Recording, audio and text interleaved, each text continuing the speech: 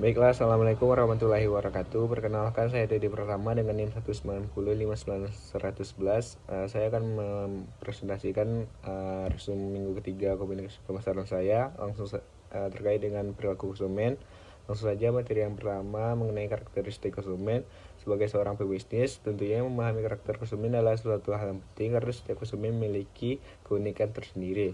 Karakteristik konsumen yang pertama itu potensial, itu konsumen akan menjadi pelanggan kita secara langsung sehingga mereka akan menjadi target. Yang kedua, konsumen baru itu konsumen yang masih beradaptasi dengan barang. Yang ketiga, konsumen impulsif itu konsumen yang tanpa pertimbangan langsung membeli suatu produk. Yang keempat, konsumen diskonan, konsumen yang mengharapkan diskon dari suatu produk. Yang terakhir itu konsumen yang loyal, konsumen yang akan menjadi langganan kita dan juga mau untuk mempromosikan barang kita. Yang B, peran konsumen. Konsumen merupakan kunci dari keberlangsungan suatu produk dalam memenuhi kebutuhan hidupnya, sehingga peran konsumen terbagi atas tiga. Yang pertama, konsumen sebagai pengguna barang atau jasa atau user. Yang kedua, selain itu, konsumen berperan sebagai supplier atau pemasok faktor produksi. Yang ketiga, konsumen dapat menciptakan efek berantai atau multiplier efek dalam peningkatan pendapatan nasional. Yang C itu proses pengambilan keputusan konsumen. Menurut Kotler dan Keller, ada beberapa langkah dalam pengambilan keputusan sebelum seseorang membeli suatu produk. Yang pertama, pengenalan masalah.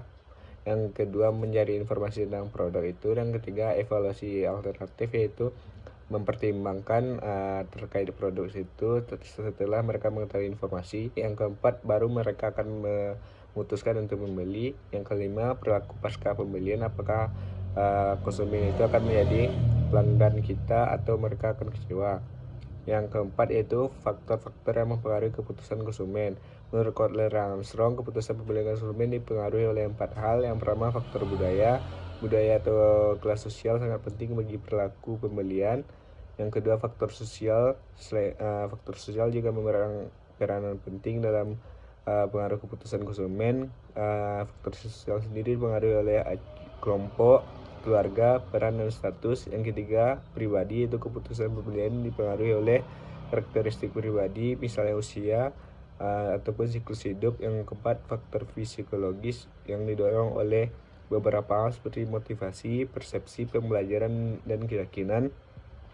Materi yang kelima yaitu sumber informasi konsumen. Salah satu faktor kunci bagi pemasaran adalah sumber-sumber informasi utama yang dipertimbangkan oleh konsumen. Sumber informasi konsumen sendiri terbagi atas dua. Sumber pribadi itu sumber yang didapat dari teman atau keluarga. Sumber komersial itu sumber yang dapat dari radio, spanduk, pameran, dan brosur. Materi yang terakhir yaitu psikologi konsumen, itu terapan konsep teori dari hasil penelitian psikologis pada fenomena dinamika perilaku dan kejiwaan sosial yang ada pada diri konsumen. Fenomena perilaku dan kejiwaan konsumen mencakup sikap terhadap suatu produk, keinginan konsumen dan kebutuhan konsumen, dan pola perilaku kelompok. Sekian pembahasan saya terkait dengan perilaku konsumen. Mohon maaf bila ada kekurangan ataupun kesalahan dalam penyampaian materi. Saya akhiri. Assalamualaikum warahmatullahi wabarakatuh.